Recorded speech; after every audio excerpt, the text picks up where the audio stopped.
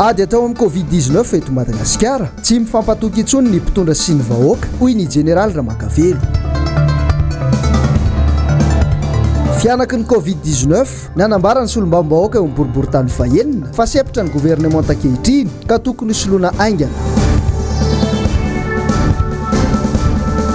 Fitakin'ny mpitatitra taxi be tsy mbola nivaly hatramin'izao.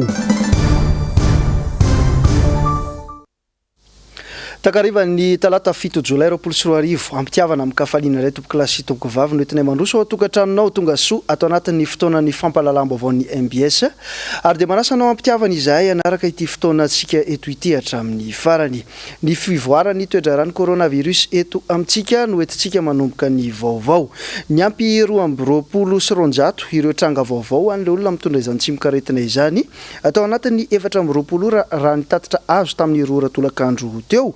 Ny 70 amin'ireo dia avy eto Analamanga avokoa, ny 3 Antsirabe, ny 3 avy any Majanga, ny 3 tao Anosy-Belleville, ny rota ny Tasy ary ny iray dia tany amin'ny faritra Antsinanana.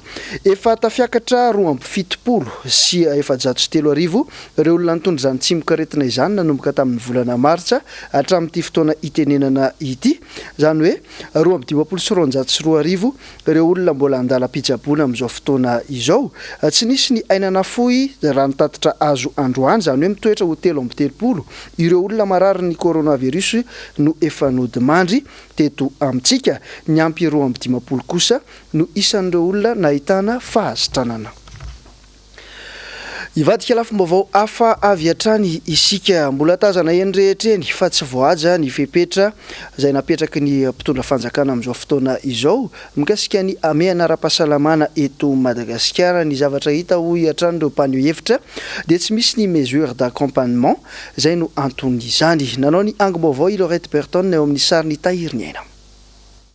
Efa semitra ny gouvernement ankehitriny ka tokony soloana aingana ireo mpikambana sy izay rehetra tsy mahomby mba hisian'ny hery vaovao hiatrehana ity aretina tsy mbola voafehy eto Madagasikara ity. Efa reraka ireo membre gouvernement ireo, efa reran-tsaina ireo, mila olona fijery vaovao zao no ilainao, mila olona vaovao afahana mitondra izany ary tsy ny olona no tokotao vaovao fa le mpaikady vaovao dia ilainy izany mba mila novoasofila zany zao ny gouvernement fa tsy matavoaka baolina intsony amin'izao. Miverina amin'ny fihibohana ny fepetra noraisy ny fitondram-panjakana nanomboka tamin'ity herinandro ity, voajery manokana veny sosialim-bahoaka. Fihibohana nefa raisin'ny fitondram-panjakana dia tsy maintsy atrehana zany, nefa ny fiatrehana azy dia hita fa tsy mandeha amin'ny zelona satria rehefa miteny ianao hoe fihibohana no atao na confinement zany dia tokony tsy voaka ny trano ny olona. Matoa ny olona mivoaka dia misy antony ao satria tsisy mesure d'accompagnement. Ny vatsitsinjo, ny fanampiana, ny vatsitsinjo, ny tosika fameno dia zareo ny olona amin'ireo sakafo ireo isa tokantrano, isa ambaravarana mba tsy lahatra ny olona ao anatin'izay. Tsy hanavana na iza ny sakafo dia atao ampy amin'ny olona ao anatin'ny fihibohana. Raha 12 andro izy dia mampy amin'ny olona 12 andro. Raha hitarinao 2 volana izy dia sakafo mampy amin'ny olona 2 volana zany no menao. Tsy sakafo ihany filan'ny olona fa eo koa mila vola ny olona satria le vola dia tokony menan'ny olona satria io vola io dia anampin'ny olona andoavany hofatrano, ny jiro soraniny satria tsy miasa le olona amin'io. Io vola io koa dia ividanan'ny olona fanafody. Paikady efa naverimberina notakin ny solombavambahoaka ombeny ny tokony ametrahana fitiliana ho an'ny daholobe isam-pokotany. Ataovy isam-pokotany le test. Rehefa negatif le olona dia negatif moa izy zay. Raha positif le olona tsy averina ny trano.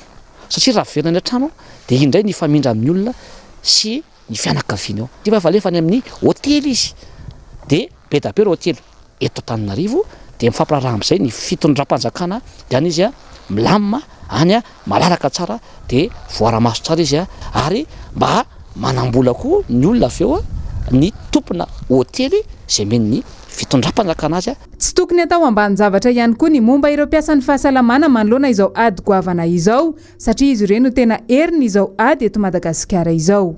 Ireo paramedy ireo zany dia tokony motivena tsara ireo satria izao dia fantatra fa 36 000 ariary karazana OR no menan'izy ireo. Ina no vitan'izany nefa izy efa miasa andro aman'alina. Raha sanatria ireo paramedy sy ny dokotera ireo mikomy dia ho faty atingy isika menakavy.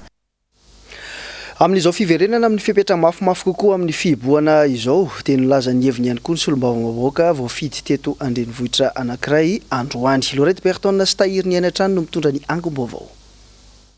Tsy ampy ny serasera avy amin'ny fitondram-panjakana ka mahatonga ny olona tsy hanaraka an-tsitrapo ny fepetranapetraka ho fifehezana ny valanaretina Covid-19 eto Madagasikara. Le crédibilité-n'le fanjakana lasa tsy mipetraka tsy mitombony anatrehan'le vahoaka na ireo mpitondra any fotony toy ny président Fokotany satria miteny dia any amin'ny fampiarana lasa tsy misy dia le vahoaka miravoravo tanana dia misy fotoana ary manao fanahinina ve tsy fantatra intsony nanao ny fahantrana ao anatiny ao daholo dia tsy mandaitra zany le paikady sy le tetika raha ny fepetra aloha amin'ny akapobeny alazaina hoe mety ihany fa ny fampiarana foana ange ny olona manahoana ny fivelomana sy ny fitadiavana reo any akamaroany malagasy sahirana. Nisy teo aloha ny vatsitsinjo, nisy ny tosika fameno. Zay ny arahana hita fa tsy nandeha loatra araka ny tokony ho izy. Raha ny tetehany ivon'ny Fokotany satria tafaresaka tamina tompona andraikitry ny Fokotany zay. Dia hoe tsy nanao fidinana ifotony eny fidy. Tsy tena nijery hoe iza marina ny olona tena tokony hisitraka an'izany. No Maria nisy olombavambahoaka avy amin'ny boriboritany fahadimy fa ny tombotsoany vahoaka no tsinjovina amin'izao ame anara-pahasalamana izao fa tsy misy mahamaika an'ity mahitantana ireo vola fanampiana avy any ivelany akory. Firy ny lasa taty amin'ny sy ny boriboritany fahadimy izay lazaina fa faritra mena amin'izao fotoana izao. Firy marina ara.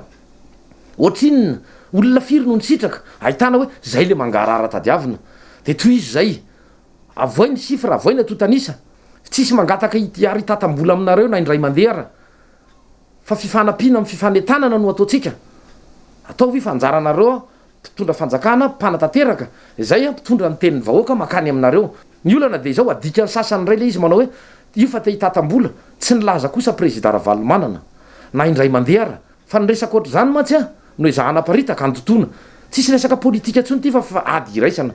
Ka dia zay ny teninay hoe fitiavan-tanindrazana no naseho amin'ny président Ravalomanana fa ny condition napetrany kosa dia hoe ataovy mangarahara ny fitantanana sy ny lalana lehany reny voly reny aiza ny sarotra amin'izany Afaka manampy tsara ny fanjakana ny antoko tiako Madagasikara sy ireo fikambanana isan-karazany ary ny antoko politika isan-tsokajiny raha toa ka mandeha amin'ny fahamarinana ny fitondrana ankehitriny amin'izao fifehezana ny valanaretina izao. Moramora kokoa ho antsika raha mba tonga ny famatsiam-bola ny janona ny antrano an'ireo vahoaka sahirana mino fa hijanona ireo raha miaraka atao satria samy olona toteny na ny filoha-pirenena fa ny filoha Ravalomanana, ny filoha Ratsiraka, le filoha efa nifandimby rehetra eo, misy tompona andraikitra na fiarahamonina sivily samy toteny any amin'izay misy azy avy ireo olona ireo na anivon'ny antoko politika na anivon'ny fikambanana ka rehefa ireny no miteny miaraka amin'ny teny fitondram-panjakana miray feo mino fa anaiky le vahoaka. Manoloana ny toedra raha-pirenena amin'izao fotoana izao dia nanantona mpandalina politika mpahay toe-karena ary mpandinika fiarahamonina iray ny mpanao gazetiny MBS milaza ny heviny manoloana ny zava-misy eto amintsika. Ny andinindin'izay vaovao zay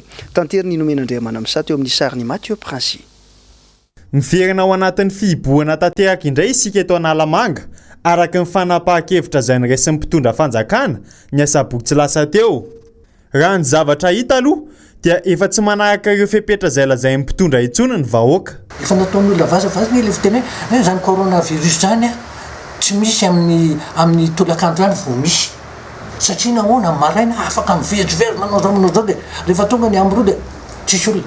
Ny antony tena ataoko hoe tsisy ny fampatokisana izay tsy mazava amin'ilay olona le izy.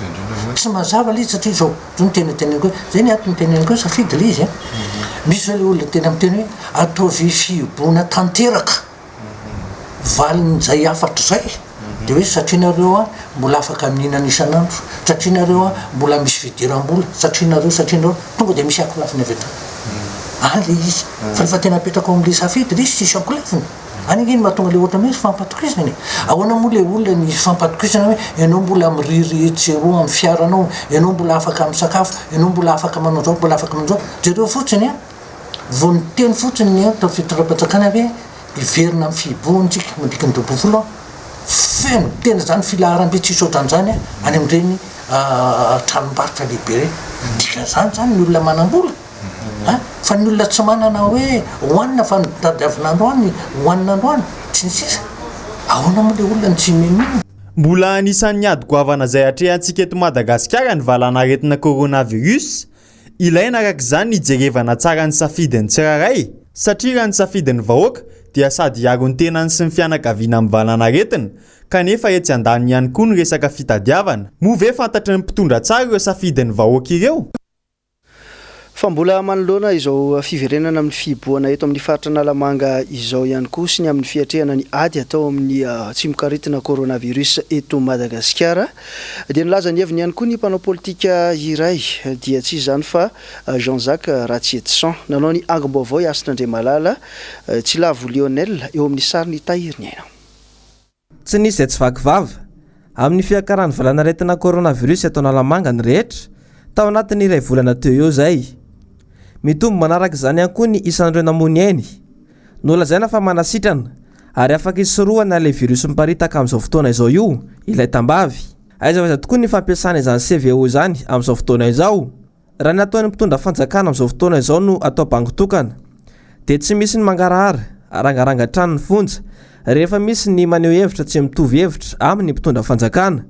Raha ny marina dia diso lalana hatrany am-boalohany ny mpitondra fanjakana. Mampitolagaigy mihitsy tsika rery ny tany efa ndradradrara fa mavita manana fanafody préventif manana fanafody curatif nefa ny disposition raisika mitovy amin'ny disposition alain'ny tany tsy manana an'ireo aiza ny logika amin'izany. Za teto efa niteny tamin'ny mbola maina ny tany andafy dia efa nahitan'io hoe raha maina ny tany ka mafana tsy miroborobo io dia tamin'ireny ihany teny hoe tany amin'ny mois de mars avril mai aza asina confinement fa rehefa tonga ny ririnina homando ny andro dia izy mirongatra be io zay koa mahatonga ny tamatavy mirongatra be satria any mando ny tany. Tokony raisina koa ny statistika ny olona matinona fa tsy za sura fa ny olona matinona mbola betsaka kokoa noho ny matin'io coronavirus io ary ny matin'ny paludisme mbola 100 avoeny noho ny matin'io coronavirus io. Tsy lazaina intsony ny fimenomenoman'ny vahoaka sy ny fahantrana mianjady amin'izy ireo isan'andro ka andrasana ny fahatongavan'ny fanampiana avy amin'ny fanjakana.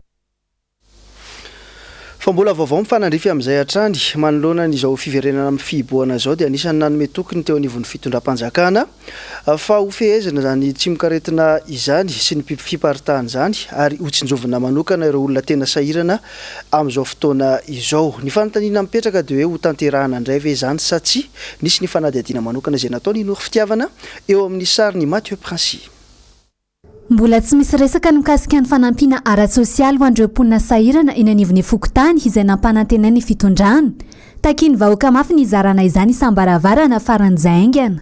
Déconfinement indray izy eo naviriny indray natao déconfinement nefa ilay olona fa tena le vahoaka izany efa tena sahirana be fa omeo ilay fanampiana dia ilay vahoaka mijaly na rano ary le rano tena ijaliany vahoaka dina le ora hoe 12 nefa ny rano amin'ny ray sasany indray vao mandeha le vidim-piainana efa tsy zaka ny vahoaka intsony dia rehefa tsy mety amin'ilay fitondrana le izy dia tsara ho anazy mametra-pialana fa alao izay mahazaka an'ilay izy mahavita an'ilay izy mitondra fa izay vahoaka efa tsy mahazaka intsony. Raha mbola misy ilay confinement manaraka eo sika tokana fotsiny dia mitolona tsika. Sahirana ny olona sahirana misy satria ohatranay izao mba salama miasanay nefa izay tsy nahazo vatra amin'izao izay tsy nahazo. Miady mafy ny hedyka ny fanampiana tsisy marovarotra kely ity etsy amin'ny polisy manasa ny fanjakana mba hijery ny olana fa mijaly ny mandro manako hoan'ireny zany tena mampalahelo. Raha ny teny amin'ny fokotany ampanotokana manokana mahadina ny 300 mahery ireo sahirana ara-pivelomana mila izany fanohanana izany. Toy izany ihany koa ny teny amin'ny fokotany Andavamamba Ambilany be izay ahitana sahirana mahery ny 1000. Hatreto aloha zany mbola tsy toromarika azonay zany hatreto aloha. Tena voaka aloha dia tena ao anatina fahasahiranana tokoa satria tena anisany hoe endratrendratra be ihany ny vahoaka amin'izao satria tsy hitany intsony izay atao satria hihiboka inona ary nanoko anina tsy hiboka aretina efa miparitaka hiasa andavanandro ny matsaka rano manasa lamba ny mitaonataona rano sy mitaonataona entana ireny zay ny tena asan-tselika zany zay ny tena fotom-piveloman'ny olona eteny amin'ny fokotany ny akabeazany. Hatreto aloha zany dia mbola tsy misy ny filazarana tonga aty amin'ny fokotany mifantana zany ho an'ny atao fokotany ny ankabeazany velona amin'ny asa tanana hoe manao asa tena daholo zany a dia rehefa tsy misy moa zay dia mitovy daholo zany rehetra hoe samy marefa ao anatiny a ary amin'izao fotoana zay hoe isin'ny fitombon'ny olona mitondra tsimoka rehetra na eto Antananarivo renivohitra zao a dia ny ankatahana moa zany dia ny hoe ny isin'ny fizarana ny fanafody indray.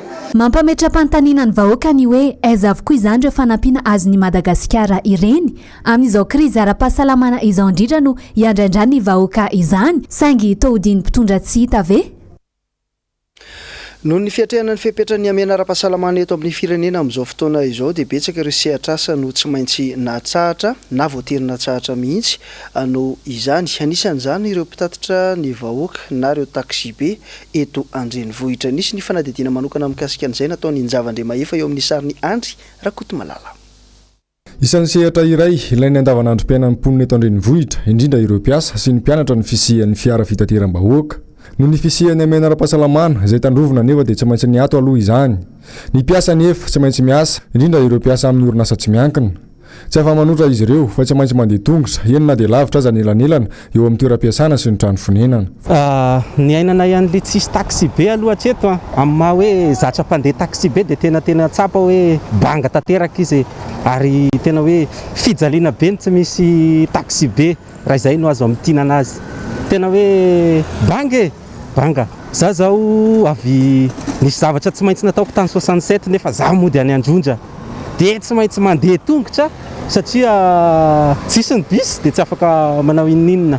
Tena reraka fa tsy maintsy miasako. Fanampiana tsisy dia tsy maintsy miasa zay. Vao tsy miasa ianao dia fa 0 ariary tsisy mihitsy fa zay vitanao eo ihany na ohatrinona dia zay no raisiny. Mijaly mihitsy zao zay mandeha tongotrako. Avy be mpiasa any amin'ny baoto zay dia andeha otra. Hafa le mba hoe mandeha bis maraina dia tongotra ny atandro ohatr'izao na hoe mandeha bis ny atandro dia tongotra ny amin'ny maraina. Tena reraka. Roa andro zany zay no voalaza fa miverina anaty fiboana tanteraka indray ny faritra Analamanga nanontany ny olona sendra teny andalana teny ny mpanao gazetin'ny MBS hoe tahaka ahoana ny ainan'izy ireo izany fiboana izany. Njavandriamahefa sy Andry Rakotomalala. Amin'ny 12 tolakandro fotoana nandalovanay tetsy amin'ny tsenam-boday mahazo mifanaretsaka ny mponina samy tsy misy taitra sy mitandrina ireo fepetranapetraka ny akamarony. Raha ny hita aloha dia sahirana ireo mpivarotra tsy izy ireo anefa no manao fanahinina madika ireo fepetra fa tereny tsy fisiny.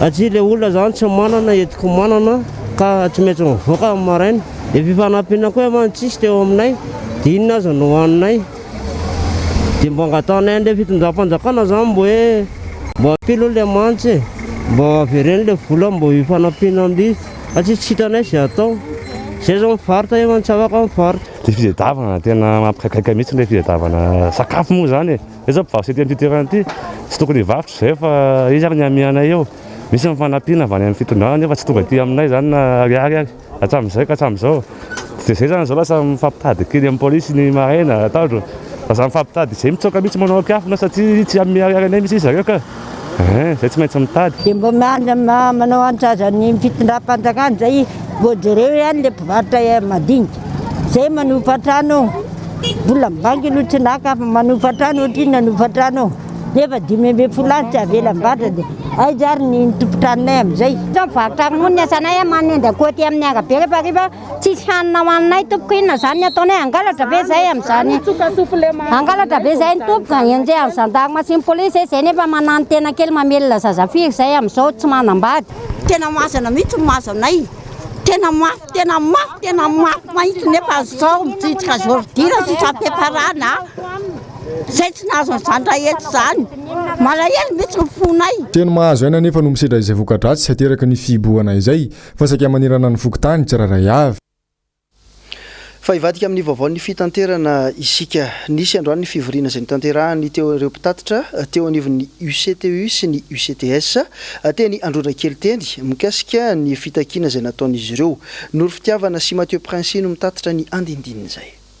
Tsy mbola nivaly ny fangatahana ireo mpitatitra mikasika ny resaka fourrière izay midangana eo ihany koa ny fanasaziana ataon'ny polisy heverin'izy ireo tsy ara-drariny mahatratra 5 alina sy 1 tsy ara-risanandro eo izany. Fa raha sanatria tsy mivaly io dia tsy maintsy heritreritra foana mihitsy zay ny amin'ny fampijanonana ny foana ny amin'ny fangatahanay zany hoe mila tena porofona amin'ny masony zao tontolo zao mihitsy fa inona ny tena mety tena mba applicable aminay tokoa ve sa tsy le izy toy izao ny fijoroana vavolombelona nataony solotena ny mpitatitra izay niarany sazy resaka zavatra tsaradrariny satria misy ny resaka hoe kasibosy ny mpandeha tafiditra anaty tômôbila manala ny kasibosy dia voasazy ny mpamily sy ny receveur ary ny tompona tômôbila ampidirina forera ny tômôbila ny chauffeur sy ny receveur ihany koa idina violon manaraka izany dia ny tompona tômôbila ihany koa dia terena fa andoha droit de gardiennage na forera any amin'ny anosipatrana izay mitetina 5 alina sy 1 hetsy ary alisan'andro ao anatin'ny 10 andro mitetina zany hoe 10 hetsy sy 1 tapitrisa miampy ny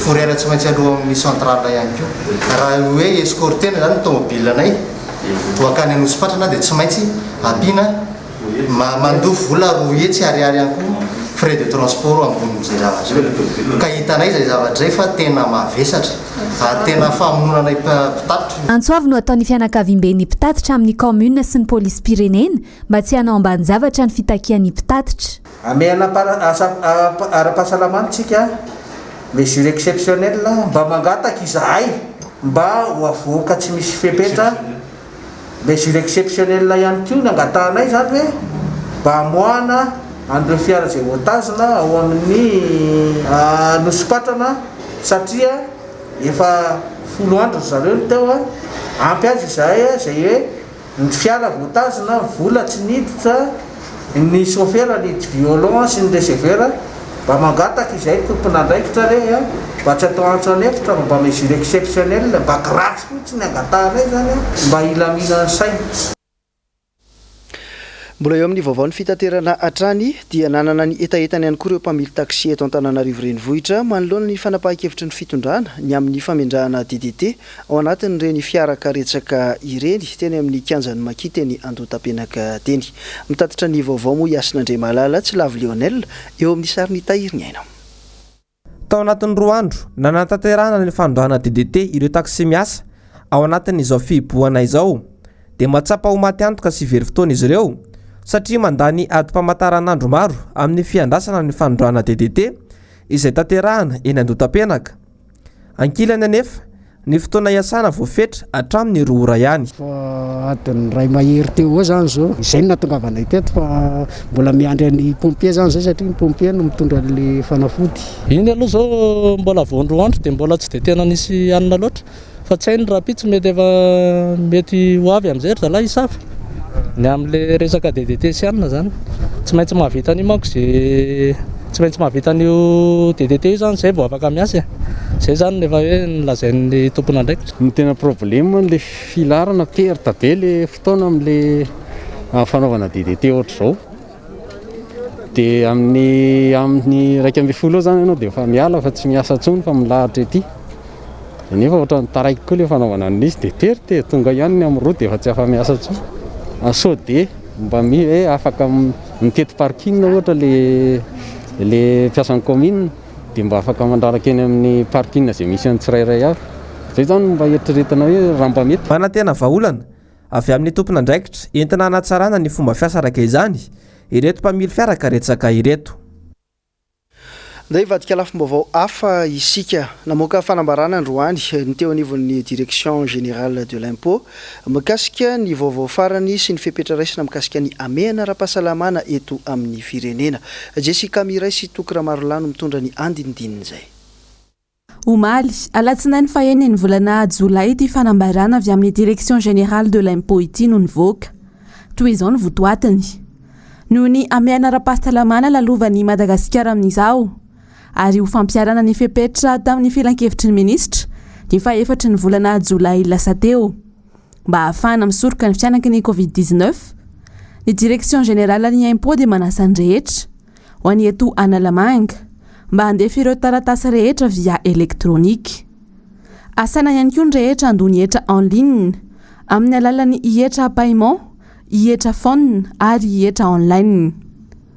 Dia somary nahagaga ihany nahita ity fanambarana ny vokomaly ity satria tao anatin'ny 3 volana ny aina ny rehetra ny valanaretina Covid-19 izao tafalatsaka anaty fahasairana avokoa ny sy ampiariana rehetra saingy ny hetra izany tsy mba toy izany tsy mba mandalo fihiboana.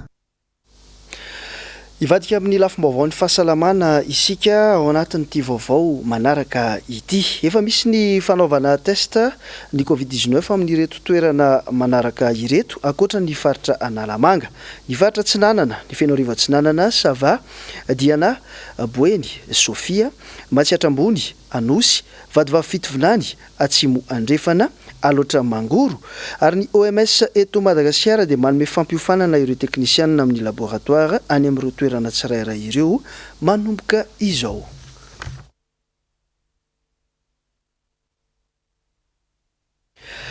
Fa vaovao tsy mifanalavitra amin'ny resaka Covid-19 hatrany fa ny maresaka iraisam-pirenena kosa indray. Manoloana ny valanaretina Covid-19 dia mandalo fahasahiranana amin'ny resaka toe-karena amin'izao fotoana izao ny ao Tchad ary atahorana ihany koa ny fahasalaman'ny Général Mokoko izay candidat filoham-pirenena Congolais teo aloha. Ny andinindin'izay vaovao izay tanterin'ny Rina Fanirso eo amin'ny sariny Tahirny Aina. Il y a moins de monde que d'habitude au grand marché de Djamena. Vokatry ty valanaretina coronavirus ity, misedra olana na toe-karena ny ao Tchad amin'izao fotoana izao. Miakatra avokoa ny vidin'entana fampiasa amin'ny andavanandro. Mijaly amin'ny ara-tsakafo ny mponina, na dia efa nandray anjara fanampiana azy ireo malala-tanana sy ny fanjakana. Mbola sarotra ny fanarenana ny lesoka nateraka ity valanaretina ity any an-toerana. Fa eo ihany koa ny aia manoloana ny toe-pahasalaman'ny Général Mokoko, candidat filoham-pirenena Congolais teo aloha. Tamin'ny farany mantsy, natao fitiliana ny telany ary vao marina fa tsy mitondra ny tsimok'aretina coronavirus. Marina moa fa tany am-ponjy izy nanomboka ny taona 2014 saingy noho ny zava-misy dia nahiditra hôpitaly miaramila ao Brazzaville ny tenany. Mbola hitoetra amin'ny maresaka any ivelany hatrany tsika fa hivadika any Frantsa kosa indray. Mbola anisany mitana ny sain'ny mpanara-baovao amin'izao fotoana izao ny fanovana gouvernemanta ao Frantsa. Eo ihany koa ny antsoavo izay nataona siantifika maromaro mikasika ny fifindran'ny Covid-19 amin'ny alalan'ny rivotra. Jessica Miray sy Toky Ramarola. Raha efa mahery ny 403 alina sy 10 mietsy izao ny olona matin'ny Covid-19 maneran-tany. Siantifika maro indray izao no manao antsoavo amin'ny OMS fa efa ahina ho mifindra amin'ny alalan'ny rivotra ny Covid-19. Mahery ny 300 ireo siantifika maneran-tany no nanoratra taratasy tamin'ny OMS ao Omaly Alatsinainy fa eniny ny volana Jolay fa mifindra amin'ny alalan'ny rivotra ny Covid-19. Izany hoe tsy amin'ny alalan'ny pitijora ny olona marary intsony. Ny OMS avy hatrany no ny antefany ity taratasy avy amin'ireo siantifika ity satria lazain'izy ireo fa taraiky ny fanomezana fepetra avy amin'ny OMS ny tokony hanaovan'ny rehetra masika. Ao Frantsa kosa indray, iray andro monja taorian'ny foronan'ny gouvernemanta vaovao nisy avy hatrany ny filan-kevitry minisitra Androany tamin'ny 3 ora tolakandro. Androany ihany koa no nataony ankamaroany ireo fifamindram-pahefana. Ity gouvernemanta ity izay ahitana ministra 40 ary ministra délégué 440 sy sekretera d'État anankiray. Ifantoka kokoa amin'ny fanarenana ny krizin'ny Covid-19 i Jean Castex. Androany hariva ihany koa dia nandray ireo mpiara-miombonantoka ara-tsosialy ny tenany hatramin'ny zoma maraina izao. Ho an'i Emmanuel Macron kosa, ifantoka kokoa amin'ny asa ho ataony amin'ny famaranany mandat ny kabariny izay ho ataony fa 14 volana Jolay izao. Aorian'izay kosa vao hanao ny kabariny voalohany eo anoloan'ireo assemblée Jean Castex.